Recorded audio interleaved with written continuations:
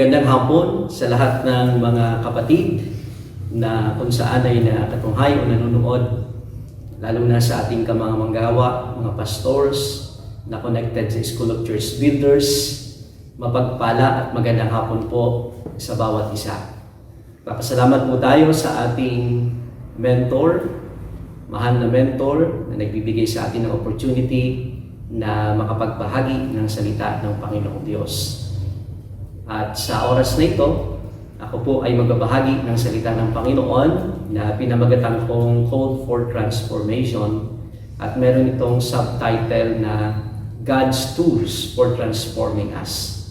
Sa ating pagpapasimula, tayo po muna ay manalangin.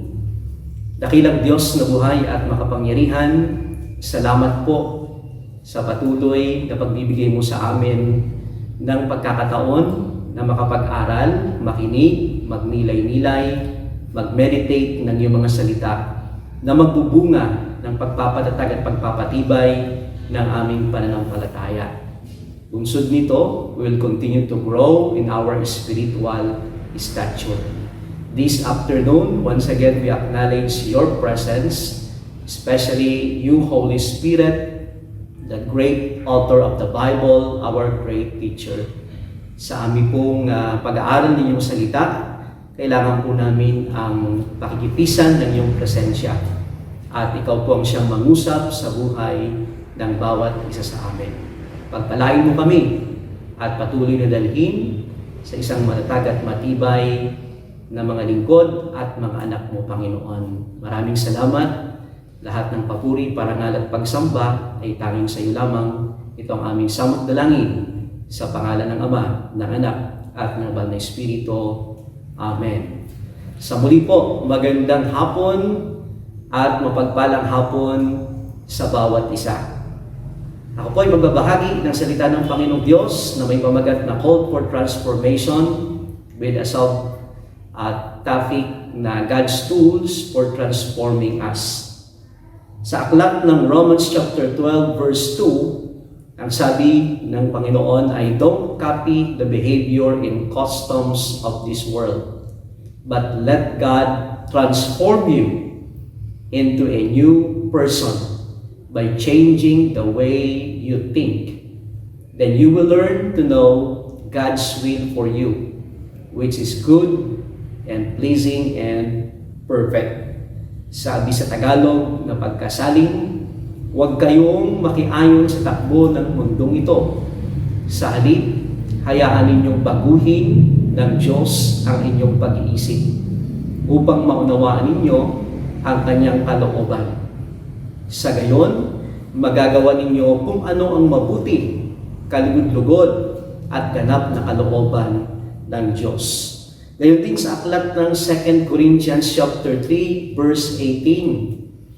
But we all, with unveiled face, beholding as in mirror the glory of the Lord, are being transformed into the same image from glory to glory, just as by the Spirit of the Lord. Sabi sa Tagalog, at ngayong naalis na ang talukbong, nagniningning sa ating mga mukha ang kaluwalhatian ng Panginoon.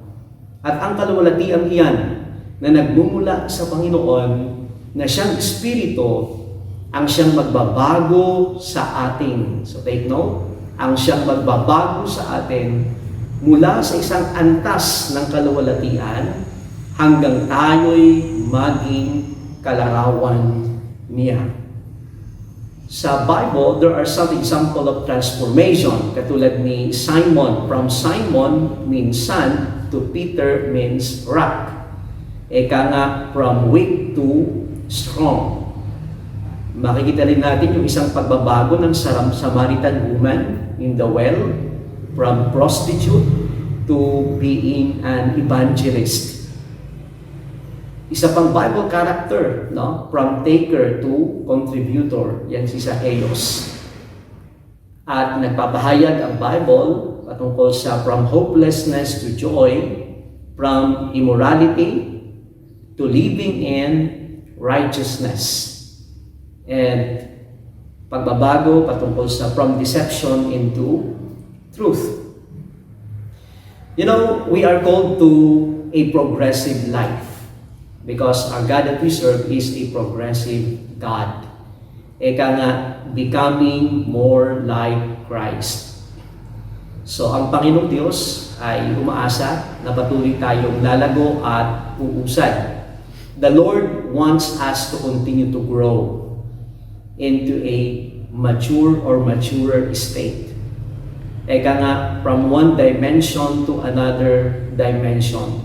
Katulad ng sinabi ng 2 Corinthians, that we are growing or we should grow from glory to glory. Sa atin sa ECV, palagi natin sinasabi yung salita na upgrading and updating. So it means that we are continue to grow in our spiritual stature. We are upgrading and updating. So upgrade means upward grade. It means increase, improvement. At yung salitang update, it means to bring up to date. No, ibig sabihin into a current information. So we, as pastors of the flock, we are committed to move our people from one commitment to greater level of commitment. Masaya tayo na nakikita natin yung ating mga flock o sheep na pinagkatiwala sa atin ng Panginoong Diyos na nagaganap yung tinatawag na genuine transformation sa kanilang buhay. So, hindi sila magiging hadlang para doon sa mga lost and sinners to draw closer to God, sapagkat kapag ang isang mananampalataya, professing Christian, ay nakakakitaan ng clear-cut, genuine transformation, siya ay nagliliwanag. So therefore, itong mga taong nakatingin sa kanya ay hindi mako-confuse. But on the other hand, if a person who are professing Christians pero walang pagbabago sa kanyang buhay, 5 taon nang nakaraan sa pagiging Kristiyano, 10 taon, 15, 20 taon, pero kung walang pagbabago, siya ay magiging stumbling block. Siya ay magiging hadlang, malaking hadlang para doon sa mga sinners and lost na makalapit sa Panginoon. Maybe sasabihin nila wala namang pagbabago, wala namang pinag-iba. O kaya mananatili na lang sila sa kanilang sariling o kaya kalagayan. So tayo, ng mga lingkod ng Panginoon, we take pleasure seeing our flock, no? Moving from one commitment to a greater commitment. Tayo ay nagagalak na makita na yung mga kapatiran na pumupunta sa church Sunday after Sundays ay nagkakaroon ng pagbabago. At yan ay makakakitaan po natin sa pamagitan ng kanilang commitment sa Panginoon na nagre-reflect sa commitment sa church at sa ating samahan, no, sa ating alliances. So, tinatawag tayo ng Panginoon sa patuloy na pagbabago. Yung salitang pagbabago o kaya metamorphosis sa Greek, yan yung din yung ginamit sa nangyayari sa process sa isang butterfly. So, ang isang butterfly, bago siya maging beautiful winged creature, nagsimula muna siya sa isang caterpillar.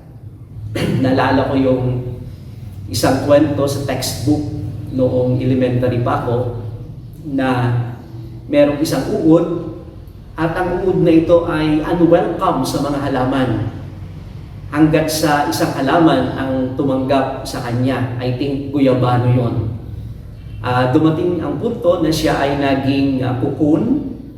Then pagdating ng panahon ay naging lumabas, parang naging moth. At pagkatapos nagkaroon na siya ng magandang pakpak, siya ay naging beautiful winged creature. At nang siya'y lumipat na, maraming halaman na yung nag-aanyaya sa kanya. No? So, yung salitang metamorphosis ay diyan kinuha yung salitang transformation. Baging yung ginamit sa Romans chapter 12 verse 2. What is metamorphosis? It is a biological process by which an animal physically develops after birth or hatching, involving a conspicuous and relatively abrupt change in the animal's body or body structure through cell growth and differentiation. Ang makikita natin dito sa katulad dito, butterfly o kaya yung mosquitoes, built-in their DNA yung tinatawag na metamorphosis. So, pagdating sa spiritual aspect o sa spiritual metamorphosis, intentional, no? yung pagbabago natin. Okay? So, para sa akin, yung spiritual metamorphosis is a spiritual process by which a person holistically develops after birth, transforming from glory to glory into the likeness of our Lord and Savior, Jesus Christ. So, tinawag ko itong spiritual metamorphosis kasi, di ba, merong quote in and quote. Sinabi ng mga lingkod ng Diyos, what is true in the natural is also true in the spiritual. All truth is parallel. So, yung spiritual metamorphosis, ito rin ay spiritual process by which ang isang tao nagkakaroon ng holistic development. Okay? Holistic development. Meaning to say, yung kanyang transformation is not just in one area. So this is holistic development at ito yung nangyayari after yung kanyang spiritual birth. Nang tanggapin niya si Jesus as His personal Lord and Savior. So, beginning that day, pinanganak siya, nangyayari po yung tinatawag dapat na transformation or spiritual metamorphosis sa kanyang buhay. That person professing to be Christian, no, nangyari sa kanya yung pagbabago from glory to glory into the likeness of our Lord and Savior Jesus Christ. So we all know na tayong mga Kristiyano, ang ating goal ay Christ-likeness. So, kumbaga, becoming more like Christ. So, as we grow, as we mature, habang tayo ay nag-grow sa ating spiritual stature, mas lalo tayong nahahalin tulad sa karakter ng ating Panginoong Jesus. So, this is a holistic transformation. So, yung pagbabago ito ay hindi lamang sa spiritual na aspeto ng buhay ng isang tao. I believe, ang isang tao na tumanggap kay Kristo, ipinanganak sa kaharian ng Diyos, ang magiging pagbabago ng kanyang buhay ay hindi lamang sa spiritual na aspeto ng kanyang buhay. It is a holistic transformation. So, nagbago siya sa spiritual na aspeto ng kanyang buhay. Okay? Dati yung status niya ay death. Pero nang tanggapin niya si Jesus, nagkaroon siya ng life. Hindi lamang sa spiritual na aspeto ng kanyang buhay, yung transformation. Dati, wala siyang commitment. Ngayon, nagkaroon na siya ng commitment. Hanggang siya ay naglingkod sa Panginoon. Hindi lamang doon, no? Baging sa moral aspect ng buhay ng isang tao ay nagkakaroon ng genuine transformation. That's why it is a holistic transformation. Nagkakaroon din ito ng intellectual or psychological transformation. The more na siya ay nakikinig ng salita ng Diyos, lalo na yung mga current and fresh message from the Lord, lalo na siyempre dito sa atin sa School of Church Builders, the more na siya ay nagbababad sa pag-aaral ng salita ng Panginoon, sa pananalangin, pagbabasa ng salita ng Diyos. So, nangyayari din sa kanya yung intellectual or psychological transformation. Along with that, yung kanyang pakikitungo sa kanyang kapwa ay nagkakaroon din ng pagbabago. So meron ding nangyayaring progressive transformation. So, kung dati ay hindi siya marunong makipagkapwa, so ngayon magaling at nagiging marunong na siya na makipagkapwa. Dati kung hindi siya tumutulong sa kapwa, ngayon tumutulong na siya sa kapwa. Kung dati hindi siya nagbibigay o magbigay sa kapwa, ngayon marunong siyang magbigay sa kanyang kapwa. Kung dati siya ay palaaway, ngayon marunong siyang umibig, magpasensya, mag-adjust sa kanyang kapwa. So merong tinatawag na social transformation o kaya relational transformation sa isang tao na totoong nakakilala sa ating Panginoong Jesus. So as I have said, this transformation that I am talking about is holistic. Nangyayari yung pagbabago sa spiritual na aspeto, sa moral na aspeto, sa intellectual, psychological na aspeto, no?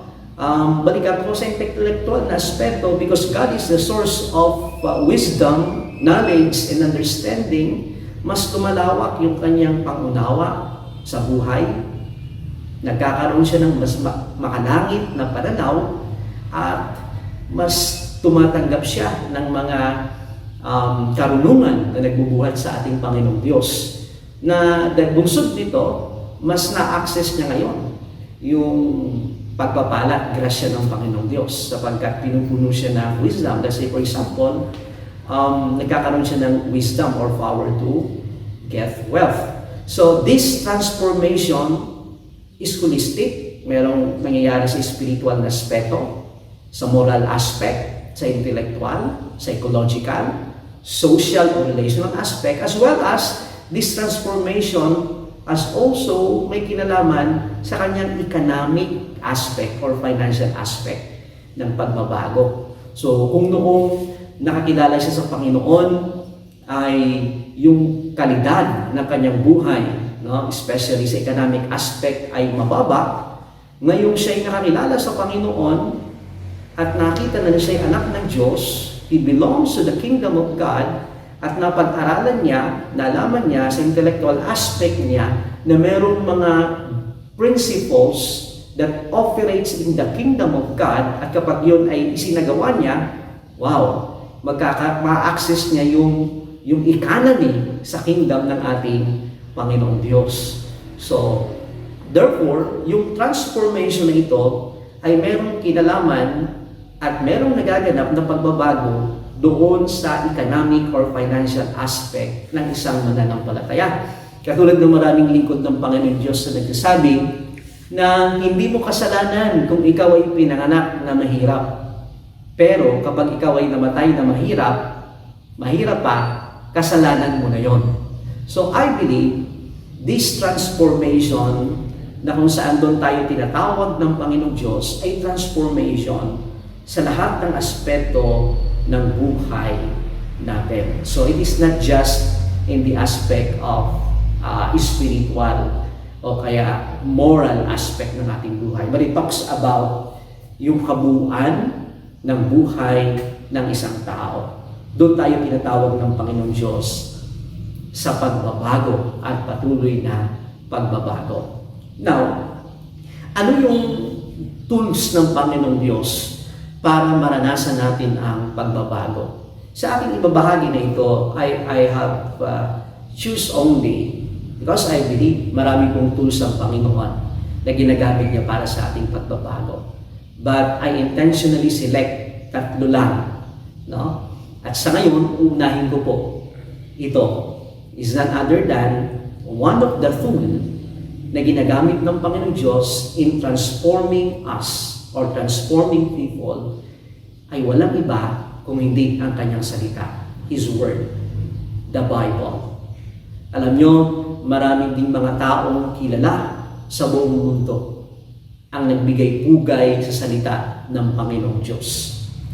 Actually, maraming American president ang nag-quote o gumawa ng quotations patungkol sa Bible in honor to the Word of God. At isa dyan, itong si Thomas Jefferson, US President, noong 1801 to 1809. na ganito ang kanyang pagkasabi concerning the Bible. Sabi niya, a serious perusal of the sacred volume will make better citizens, better fellows, and better husbands. So, yun yung sabi ni Thomas Jefferson. Sabi ni Victor Hugo, when Queen Victoria handed a Bible as a gift to an African prince, she said, "Here is the secret of England's greatness. England has two books, the Bible and Shakespeare's. England made Shakespeare, but the Bible made England." So, ang ganda ng pagbibigay pugay nila sa salita ng Panginoong Diyos. Meron din akong nabasa at ang sabi niya, other books were given for our information, but the Bible was given for our transformation. So, yung pinakaunang tool na gusto ko pong i-share na ginagamit ng Panginoon para tayo baguhin ay walang iba ang kanyang banal na salita. So, may mga pagbabago na hindi abrupt.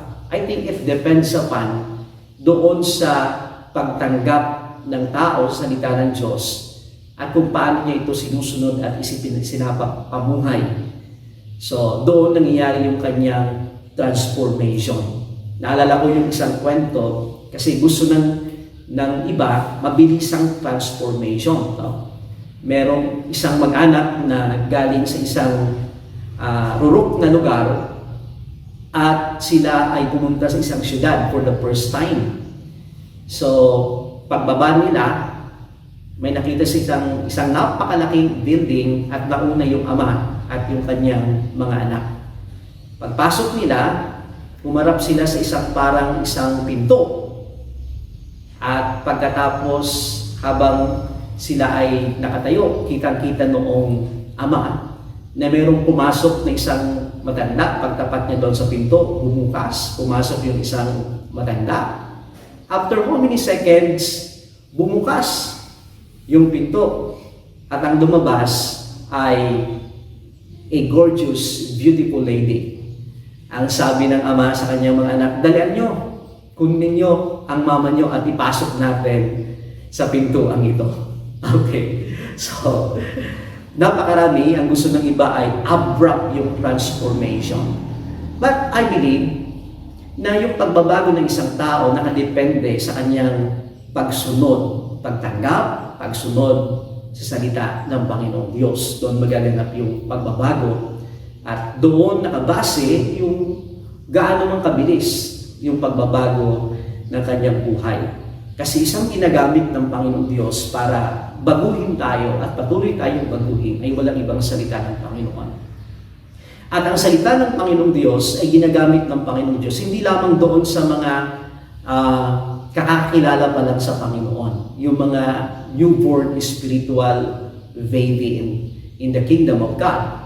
Lahat ito ay ginagamit ng Panginoong Diyos kahit na ikaw ay how many years na, kahit na ikaw ay naglilingkod sa Panginoon for how many years na, as long as na nabubuhay ka, ang salita ng Diyos ay tool ng Panginoon na ginagamit niya para sa patuloy na pagbabago natin. So we are growing from glory to glory to glory.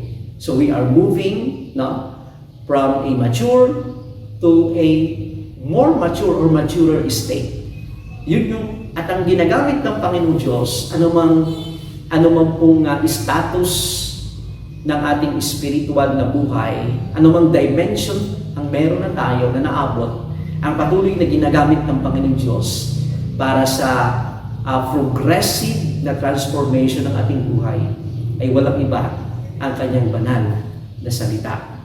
So the Word of God. Well, pagdating sa salita ng Panginoong Diyos, nakadepende naman ito kung doon sa especially nagbabahagi o nag-aaral ng salita ng Panginoong Diyos. Tinuturo sa atin dito sa SCD na nakadepende din ito sa doon sa naging interpret ng salita ng Panginoong Diyos.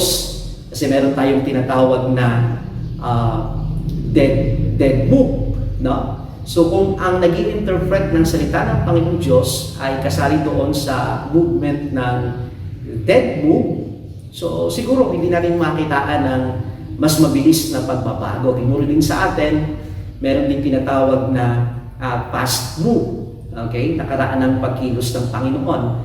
Pero meron tinatawag na fresh move, okay? At yun yung tinuturo sa atin. So nakadepende sa interpretation natin kung tayo ay nasa fresh move ng Panginoong Diyos. I think mas mabilis yung magaganap na transformation sa atin. Naniniwala ako na yung mga kapatid natin, tayo na nakakonect sa tribe na ito, School of Church Builder, nung tayo makakonect, siguro hindi pa tayo nakakakonect, medyo mabagal yung transformation ng ating buhay at ng ating churches, ng ating iglesia na hinahawakan. Pero nang tayo nakakonect, because this is a current move of God, fresh move of God, makikita natin yung acceleration ng transformation ng ating buhay. No? And hindi lamang yan, nakikita din natin yung acceleration ng transformation ng ministry na pinagkatiwala sa atin ng Panginoong Diyos. Okay? So, nakadepende din sa interpretation or nakadepende kung saan move yung nag-i-interpret ng salita ng Panginoong Diyos. Pero whatever move, yan, ang isang tool na ginagamit ng Panginoong Diyos is none other than His Word. So, anong sabi ng, balikan natin, Romans chapter 12, verse 2, "And do not be conformed to this world, but be transformed by the renewing of your mind, so that you may prove what the will of God is, that which is good and acceptable and perfect." Hinighlight ko yung salitang renewing of your mind.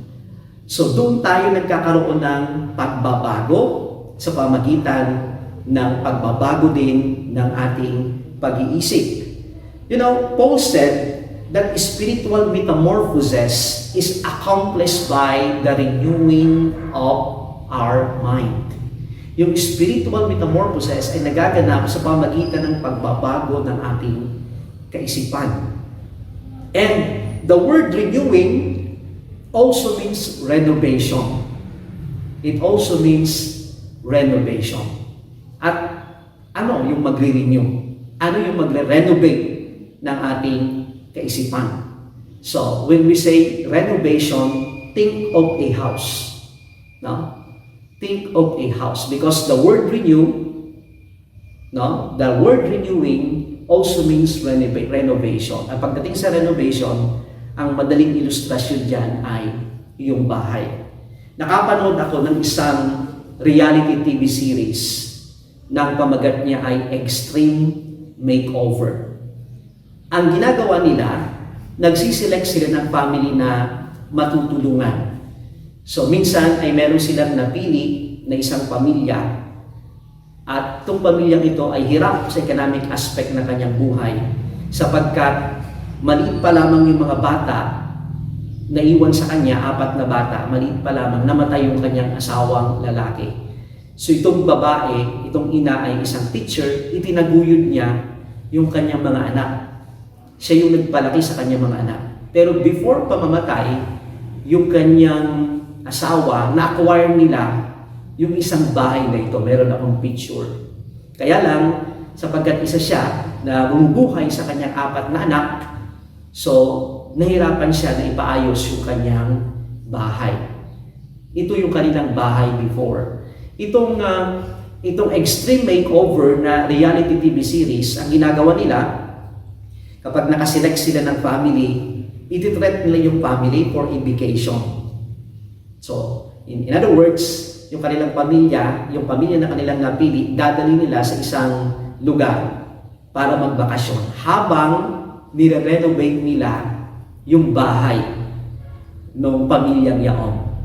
Bagamat pinapakita nila kung paano nila gigibain, no? But after na magiba, kasunod noon ay yung renovation na. So, this family na aking napanood, ito yung bahay nila, ganun na kaluma yung kanilang bahay, talagang dilapidated na. at nahihirapan sila, pero sila yung naselect, sila yung napili. So right after na itong theme, alam nyo, merong team yung Extreme Makeover, meron silang team na gumagawa. Marami silang mga tao, kaya mabilis silang nagagawa at nare-renovate yung isang bahay. Kapag ito ay ayos na, so galing sa vacation, papauwi nila yung family at ipipresent nila yung kanilang bagong tahanan. So ang iba ay slight lang siguro yung renovation, but this one talagang total renovation from this dilapidated na bahay. Okay? Ito na ngayon, no? Yung kanilang bahay. So, renovated na. Pinaganda yung bakuran, nagkaroon ng garden, at talagang inayos, no? Nagbagong mukha yung bahay. At talagang napakaganda yung kanilang bahay. Pati sa loob, at alam niyo po ba, pati yung mga appliances, lahat ay halos pinapalitan ng bago. Okay? So, ito yung Extreme Makeover na reality TV series na ito. Ito yung isang nakita kong illustration sa tinatawag na renovation. So balik po tayo dito. What can renovate our mind? What can renovate our mind? Kung ang transformation ay nagsisimula sa pagbabago ng kaisipan, ano kaya ang magbabago? Ano kaya ang magre-renovate ng ating kaisipan? So very clear, very obvious, na isang tool na ginagamit ng Panginoong Diyos para baguhin yung ating kaisipan ay walang iba ang kanyang salita. Ang Bible. Sabi niya sa Joshua chapter 1 verse 8, "This book of the law shall not depart from your mouth, but you shall meditate on it day and night, so that you may be careful to do according to all that is written in it. For then you will make your way prosperous, and then you will achieve success." So itong mga salitang prosperous that I highlighted, yung mga salitang success or achieve success, dito natin makikita yung tinatawag na transformation, pagbabago. Because indeed, it is obvious sa isang tao na nakakaranas ng real or genuine transformation from God, no wonder he will continue to experience prosperity and success from God. And this success ay hindi lamang po ito sa standard ng mundo. Ang success na ito is, of course, sa standard ng ating Panginoong Diyos. Okay? Because this is the result of what? Meditating the Word of God. Meditating the Word of God. Kaya ang sabi po ng Joshua 1:8, "This book of the law shall not depart from your mouth, but you shall meditate on it day and night, so that you may be careful to do according to all that is written in it." Mas napapadali po yung application, pagsasagawa ng salita ng Panginoong Diyos kapag ito ay pinangunahan ng tinatawag na meditation ng salita ng Panginoong Diyos. So napakahalaga yung meditation of the Word of God para mas naunawaan natin ang maigi at mas ito ay doable. Kumbaga ito ay mas madaling may apply sa ating buhay. So the word here na gusto kong bigyan ng emphasis ay yung salitang meditate. Meditate. In other words, we have to intentionally meditate the Word of God. Intentionally meditate the Word of God. So, paano yung meditation? Yung meditation ay nasa isip mo at ito ay paulit-ulit na tumatakbo sa isip mo, inuunawa mo yung kahulugan nito. So, yung salita ng Panginoong Diyos, kailangan ay intentionally mini-meditate natin. "But you shall meditate on it day and night." Why? Bakit kailangan natin i-meditate? Because, we involuntarily foresee from the world we live. Because whether we like it or not, nakakatanggap tayo ng mga information sa kapaligiran nating kinagagalawan. We have 5 senses. So, sense of hearing, sense of seeing, sense of smelling, sense of tasting, sense of touching. These 5 senses are 5 channels wherein we perceive yung world na ating kinagagalawan. Sa pamagitan nito, nakakatanggap tayo, nakaka-perceive tayo. So look at this. Kahit hindi mo makita pero napakinggan mo, pumapasok sa iyong kaisipan. At pwede kang mag-isip, no? Based doon sa napakinggan mo kahit hindi mo nakita. O kahit wala kang narinig, walang sound pero may nakita ka, pwede ka rin mag-isip. No? O kahit wala kang nakita, wala kang narinig, sa pamagitan ng paghawak mo, we are perceiving, no? In this world na ating kinagagalawan. Now, itong mundo natin kinagagalawan, it is contaminated by sin. Alam po natin yan. It is contaminated by sin. So many things through our 5 channels, napi-fed natin yung ating thoughts sa pamamagitan ng ating 5 channels. At ang mundo natin kinagagalawan ay, alam po natin na ito ay contaminated by sins. Yan ang dahilan kung bakit kailangan nating intentionally i-meditate yung salita ng Panginoong Diyos. Because whether we like it or not, we are perceiving, we are feeding our thoughts sa pamagitan nitong 5 senses natin, 5 channels sa ating buhay. Ngayon, akong araw-araw, marami tayong nakikita, napapakinggan, nadarama sa ibabaw ng mundo ito, at kung walang salita ng Panginoong Diyos, yung transformation ay hindi ganoon kabilis o possible na hindi mangyari. Lalo na kung yung isang tao ay wala man lang panahon sa salita ng ating dakilang Diyos na buhay. Because what can renovate our mind is the Word of God. Kaya lang, whether we like it or not, habang tayo nandito sa ibabaw ng mundo, we are perceiving from this world which is contaminated by sin. So paano ngayon mababago yung ating kaisipan? We should intentionally meditate the Word of God. In fact, ang sabi ng salita ng Panginoon, day and night. You know, dito sa atin, sa School of Church Builder, wow, meron tayong advantage. You know why? On a daily basis,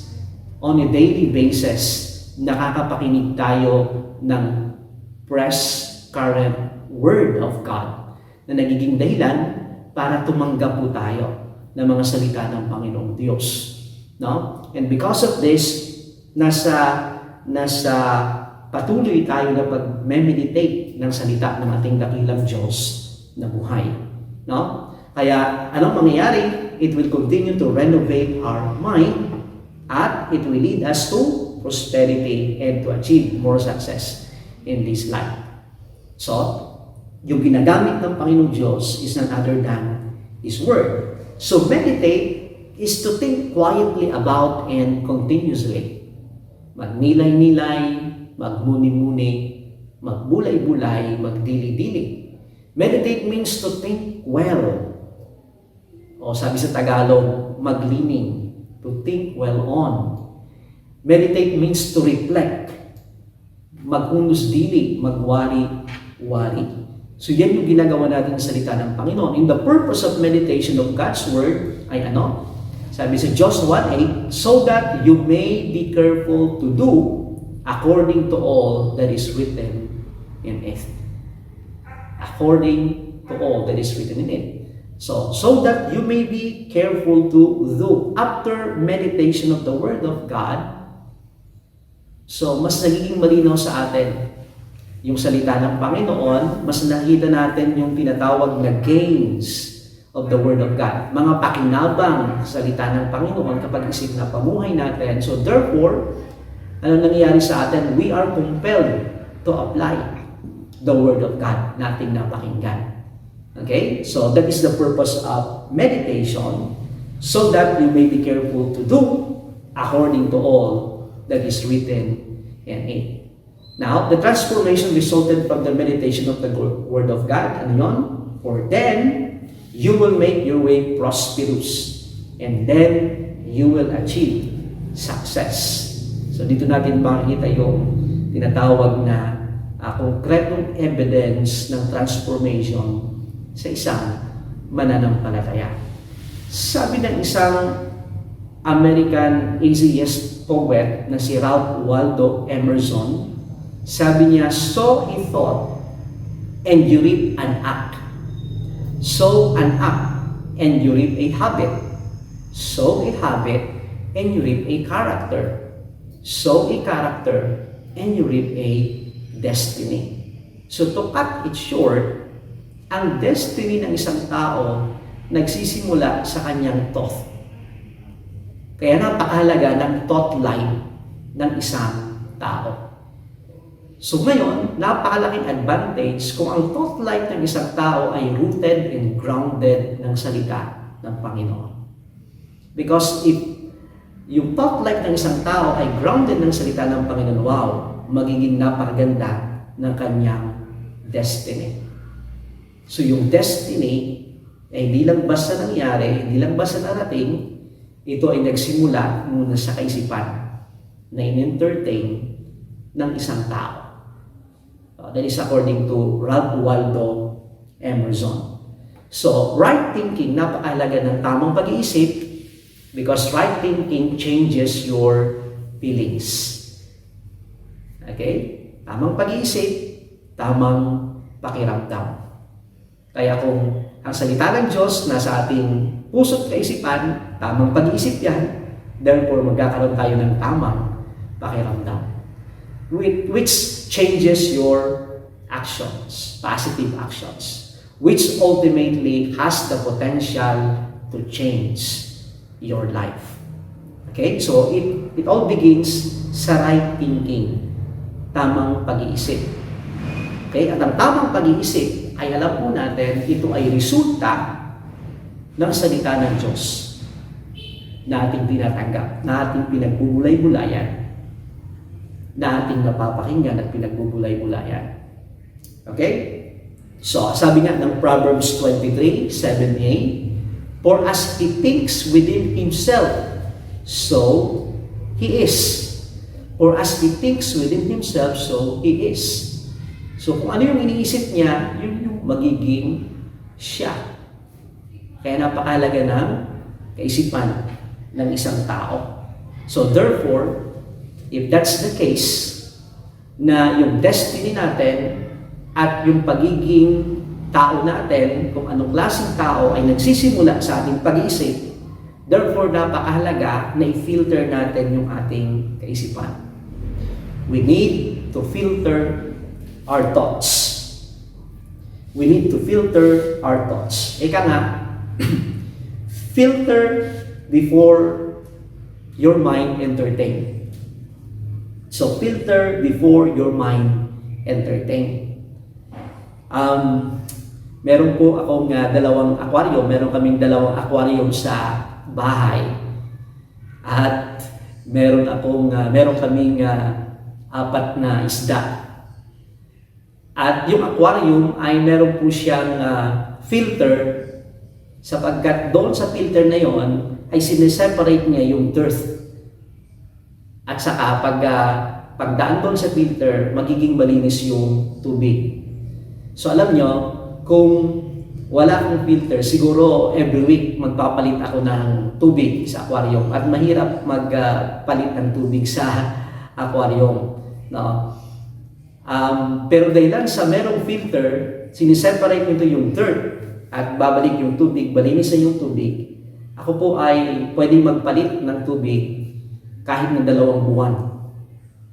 So, yun yung ginagawa ng filter. So, balik po tayo dito. Not all thoughts are beneficial. Hindi lahat ng kaisipan ay beneficial sa ating buhay. That's why we need to filter our thoughts. Because there are thoughts na makakasira kapag in-entertain natin. We are living in this contaminated world. At araw-araw ng ating buhay, maraming thoughts na binabato ang kaaway. Kaya napakahalaga nga na mauna sa ating kaisipan yung salita ng Panginoon Diyos. No? Kasi paglabas natin sa ating tahanan o pagkagising natin, no? Paglabas natin sa tahanan at papunta sa trabaho ay maraming thoughts na binabato ang kaaway sa ating kaisipan. So not all thoughts are beneficial. Nandiyan po yung tinatawag na thoughts of lust, thoughts of violence, thoughts of vengeance, thoughts of greed, thoughts of anger, thoughts of envy, thoughts of doubt, thoughts of fear, thoughts of anxiety, thoughts of pride and arrogance, and even thoughts of suicide. So not all thoughts are beneficial. So, anong kailangan natin gawin? We should filter our thoughts. We should entertain thoughts. Anong sabi ng Bible? So we should entertain thoughts about love, joy, peace, kindness, goodness, faithfulness, humility, and self-control. Yun yung mga thoughts na dapat nating entertain. Like what Philippians chapter 4:8 says. Anong sabi ng salita ng Panginoon? Summing it all up, friends, I'd say you'll do best by filling your minds and meditating on things true, noble, reputable, authentic, compelling, gracious. The best, not the worst. The beautiful, not the ugly. Things to praise, not things to curse. Yun yung dapat na ini-entertain ng ating kaisipan. Because not all thoughts are beneficials. Ito ngayon, yung salita ng Panginoong Diyos. Pagdaan po dito, nabipilter siya bago natin i-entertain. So the Word of God na nakadeposit sa ating puso't kaisipan, ang siyang magagamit din natin sa pag-filter ng thoughts at ibabangga dito. Ano ba itong kaisipan na ito? Ano ba itong thoughts na ito? It is true, it is noble, it is reputable, it is authentic, it is compelling, gracious kaya ito? Ito kaya ay beautiful? Ito kaya ay things to praise, not to curse? Kung yung thoughts yan ay pumasa, no? Ibig sabihin, yun yung thoughts na dapat nating i-entertain. Pero kung yung thoughts na yun ay hindi o sumablay doon sa sinasabi ng salita ng Panginoong Diyos, we should disregard or reject the thoughts. Kasi hindi po siya magiging beneficial sa atin, hindi siya magdudulot ng transformation sa ating buhay. So napakahalaga ng ating mind, ng ating kaisipan. Sabi nga ni Napoleon Hill, more gold has been mined from thoughts of men than has ever been taken from the earth. So a human mind with ability to think well is like a diamond mine that never runs out. So if our mind, no, at yung kaisipan na ito ay nakabase doon sa sinasabi ng salita ng Panginoon Diyos, wow, napakayaman ng kaisipan niyon. Subalit kung ang kaisipan ng isang tao ay puno ng mga thoughts na galing sa mundo, yan ay parang kaisipan na puno ng basura at hindi magdudulot sa life's transformation ng isang tao. That's why we should meditate the Word of God, ang sabi ng salita ng Panginoong Diyos. So, every thought should be aligned to the Word of God. Every thought that we are going to entertain, it should be aligned to the Word of God. Nang sa ganon, mararanasan natin yung tinatawag na genuine and continuous life's transformation. If that thoughts are not aligned in the Word of God, alam na natin yung ating gagawin. Kailangan natin i-reject yung kaisipan na yaon. So transformation requires new thinking. And that is thinking of the truth. Ang pagbabago ay nangailangan ng bagong pag-iisip. At hindi lamang bagong pag-iisip, bagkus yun ay pag-iisip, bagong pag-iisip, which is nakapukol sa katotohanan. And we all know kung ano yung tinatawag na truth. Sa John chapter 17 verse 17, sanctify them in the truth. Your word is truth. Your word is truth. So therefore, transformation requires new thinking, and that is thinking of the truth, none other than the word of our God. So, mga kapatid, sabi nga ng aklat ng Efeso 4:17 hanggang 24, kung talagang siya'y inyong narinig at kayo'y naturuan tungkol sa Kanya, kung paanong na kay Jesus ang katotohanan nang hubarin na ninyo ang inyong dating pagkatao, ang dating uri ng pamumuhay na pinasasama ng mapanlinlang na pagnanasa, baguhin na ninyo ang diwa ng inyong pag-iisip. At ibihis ninyo ang bagong pagkatao na nilikha ayon sa wangis ng Diyos sa tunay na katwiran at kabanalan. Kapatid, we are called for transformation, at ang pagbabago ay nagsisimula sa pagbabago ng ating kaisipan. Dito ko na muna puputulin o tatapusin yung aking pagbabahagi.